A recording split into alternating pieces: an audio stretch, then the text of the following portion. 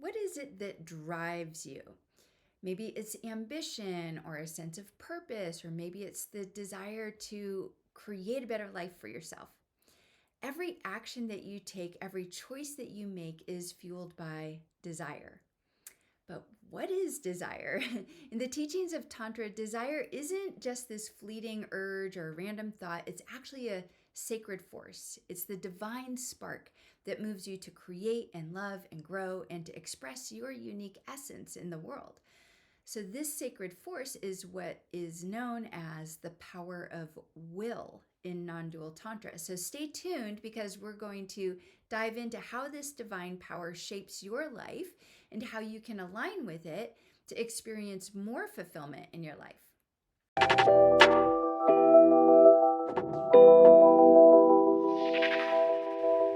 Hey there, yogis and yoginis. I'm Lisa Witter, and welcome to my channel where we dive into how to live a Tantra-informed life by bridging the classical teachings and practices of non-dual Tantra with the realities of modern living. So if you haven't already, please do be sure to subscribe because I post new videos just like this one regularly to help you live life with greater freedom, fulfillment, and joy.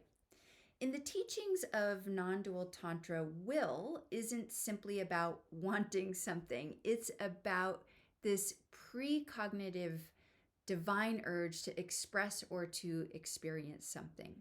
It's not personal, it's universal. And here's the key, this power isn't something that you need to acquire or reach for, it's already inherent within you as an expression of your divine nature. But when this pure divine will or desire is filtered through the lens of our ego, meaning our conditioned beliefs, our fears, our stories, it often gets distorted. So think about this. How many times have you maybe followed a desire only to feel disappointed or unfulfilled? Maybe you believed that starting a new project or pursuing a new relationship or achieving this goal was going to bring you happiness, but things didn't really turn out in the way that you had hoped. And that's because the power of will, when interpreted through the stories that we tell ourselves, it can lose its clarity. So let me give you an example. Let's say that you feel a deep desire to create something new and you interpret that as the need to start a new business. But without realizing it, this desire has been shaped by cultural experiences, fears of missing out, beliefs about what success should look like. So you throw yourself into building this business only to find out that it's way more challenging than you had expected. And maybe it doesn't even succeed, and then you're left feeling like a failure. You think, oh my God, I followed my heart's desire, and it didn't work out. But what if that desire, the pure desire, wasn't about starting a business? What if it was simply the urge to create, to bring something new into existence? If you had recognized and expressed the deeper essence of this desire or will, you may have found a more natural and fulfilling outlet like creating art or building a community or starting a new hobby. So the difference is really subtle, but it is very profound, right? When we recognize that will in its purest form is the divine power moving through us, we begin to see our desires differently. So instead of blindly following all of our desires or projecting our expectations onto them, we can pause and we can ask, what is this desire really about? And by doing this, we can reconnect with the power of will as it inherently exists within us, free from distortion, right? This discernment, is a game changer because when you express the power of will as it truly is, unfiltered, pure, and divine, your actions feel aligned and meaningful.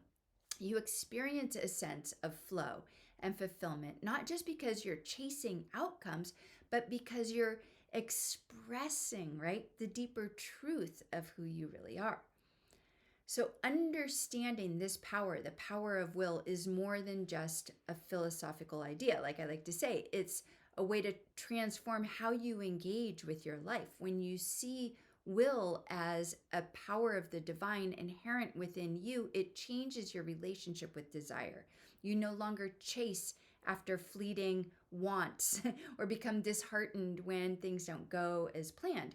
Instead, you recognize that every single impulse, every urge is an invitation to align with the deeper current of your life's purpose.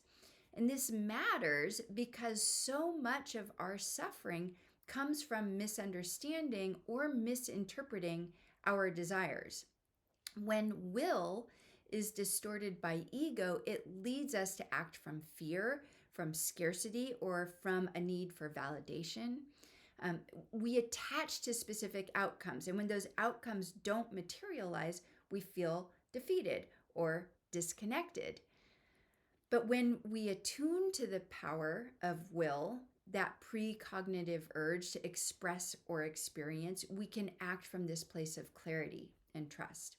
So it's not about controlling outcomes or forcing things to happen. It's about being in harmony with the flow of life, allowing will, the power of will, to guide you without interference. And this alignment brings a sense of ease and flow and fulfillment, even when challenges arise, because your actions are rooted in this divine power, not the stories of the ego. So, how do you begin to work with this understanding in daily life? Let's explore a few ways to connect with the pure power of will and to discern when it's being distorted. So let's take a look at like 5 practical ways you can do this. And the first is to pause and reflect, right? So before acting on a desire, take a moment and ask yourself, what is this desire really about? Am I attached to a specific outcome, or am I open to where this might lead? Reflection helps you to distinguish between desires that are shaped by the ego arising and those that are arising from, pure will. So number 2 is to notice the feeling of flow, right? Pay attention to when actions feel effortless and aligned, because this often is a sign that you're attuned to the divine power of will. It's not about avoiding challenges, but noticing when there's this sense of rightness and ease. Okay? So number 3 is to release attachment to your outcomes, practicing acting without clinging to specific results. So this doesn't mean that you shouldn't have goals. It just means hold them lightly, right? Trust that that deeper impulse behind your actions is guiding you, even if the path unfolds differently than you may have expected. Number 4 is to cultivate awareness through a little bit of silence. So spend a few minutes every day in silence, or, in a silent meditation. This quiet time, what it does is it allows you to tune into the subtle current of will beneath the noise of the mind. When you're still, the deeper urges of your being become clearer. And then finally, number 5, celebrate the process. Recognize that will isn't about the destination, it's about the act of creation itself. So celebrating the process of expressing and experiencing and exploring, and knowing that each step is a fulfillment of this divine power within you. Now, when you begin to integrate these types of practices into your life, you start to live from a place of authenticity and alignment. You stop wasting energy chasing after things that aren't truly yours, really. Instead, what you do is you channel your energy into what genuinely will fulfill you and nourish you. This creates a sense of flow and ease and joy, because you're no longer fighting against this natural rhythm of life. So living a Tantra-informed life means recognizing that the power of will is not something outside of you. It is inherent within you. And when you embrace this truth, you begin to experience life as this co-creative dance with the divine, where every action becomes an expression of your true essence. So if you liked this video, please be sure to like and subscribe so that you can get notified when a new one comes out. And I'd love to hear from you. Share your thoughts in the comments below. And until next time, may you live with clarity and ease and trust in the sacred flow of will. Namaste.